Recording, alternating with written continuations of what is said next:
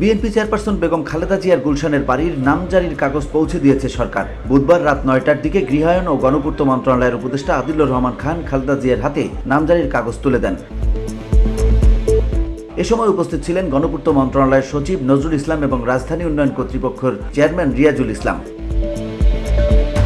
খালেদা জিয়ার একান্ত সচিব এবিএম আব্দুস সাত্তার জানান, উপদেষ্টা কিছু কাগজপত্র নিয়ে এসেছিলেন এবং খালেদা জিয়ার কাছে তা হস্তান্তর করেছেন। তবে কাগজপত্রগুলো ঠিক কী সংক্রান্ত তা নিশ্চিতভাবে জানাতে পারেননি তিনি।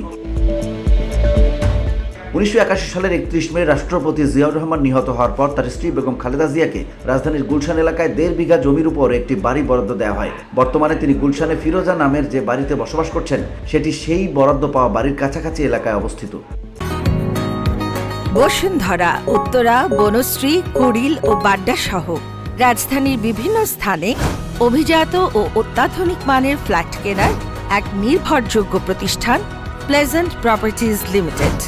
তাই আপনার স্বপ্নের আবাসনের জন্য আজই যোগাযোগ করুন। Pleasant properties limited, where destiny matches eventually. এছাড়া ঢাকার সেনানিবাস এলাকায় খালেদা জিয়াকে আরেকটি বাসভবন বরাদ্দ দেওয়া হয়েছিল। তবে পরবর্তীতে আওয়ামী লীগ সরকার ক্ষমতায় আসার পর সেনানিবাসের সেই বাড়ির বরাদ্দ বাতিল করে। VOD Bangla news desk.